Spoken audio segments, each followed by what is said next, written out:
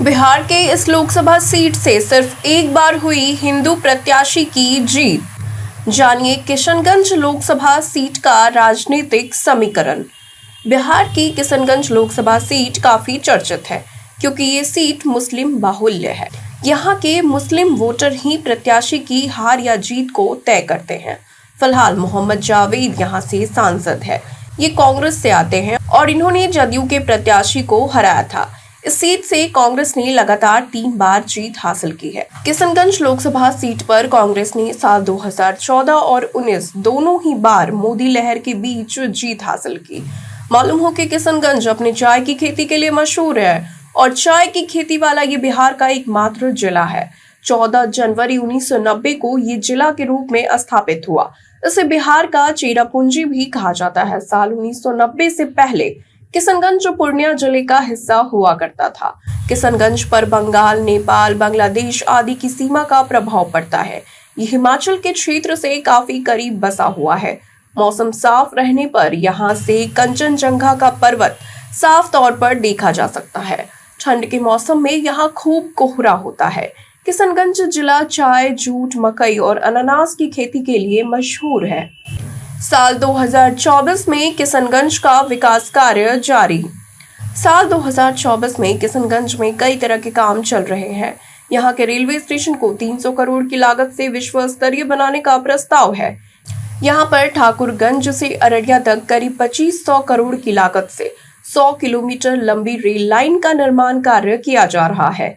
जिले में 2 national highway की कनेक्टिविटी है। ये नॉर्थ ईस्ट इंडिया का एंट्री पॉइंट है। किशनगंज की चाय की खेती काफी मशहूर है। यहाँ की चाय को बिहार टी के नाम से जाना जाता है और हाल ही में इसे विशेष पहचान भी मिली है।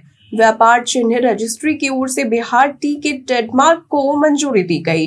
बिहार टी के ट्रेडमार्क के सुनिश्चित हो जाने के बाद यहाँ के चाय को विशेष पहचान मिली और इसका सीधा फायदा किशनगंज के चाय उत्पादकों को मिलेगा।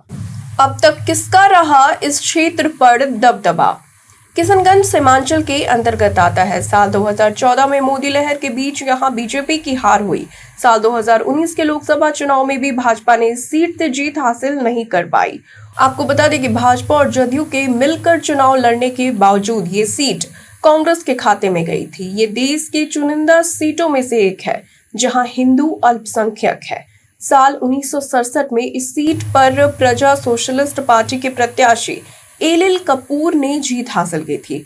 यहाँ पर 68% आबादी मुसलमानों की है, जबकि 32% हिंदू आबादी है। ऐसे में मुसलमान उम्मीदवार का इस सीट पर दबदबा बना रहता है।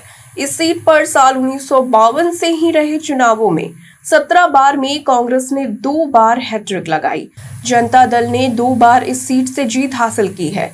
वहीं राजद के खाते में भी ये सीट रही है, जबकि भाजपा की ओर से सैयद शहनवाज हुसैन ने इस सीट पर जीत हासिल की थी। साल 2024 के चुनाव पर टिकी सभी की नजर। किशनगंज के लोकसभा सीट के बारे में कहते हैं कि यहाँ हिंदू अल्पसंख्यक है और अब तक सिर्फ एक हिंदू प्रत्याशी की इस सीट से जीत दर्ज हुई है। साल 2019 में कांग्रेस के प्रत्याशी की यहाँ से जीत हुई थी। इस सीट को भाजपा के नेता सैयद शहनवाज हुसैन की पसंदीदा सीट माना जाता है। इधर AIMIM ने इस सीट पर किशनगंज की सीट से लोकसभा चुनाव लड़ने का ऐलान किया है। ऐसे में ये देखना काफी दिलचस्प होगा कि किस पार्टी के उम्मीदवार की यहाँ जीत होती है। अभी के लिए इतना ही। अब जाते जाते हम आपके लिए एक सवाल छोड़कर जाते हैं। आपके अनुसार क्या इस बार AIMIM के प्रत्याशी के मैदान में होने से कांग्रेस पर असर पड़ेगा? आप अपना जवाब हमें हमारे कमेंट सेक्शन बॉक्स में जरूर दें। अभी के लिए इतना ही। धन्यवाद।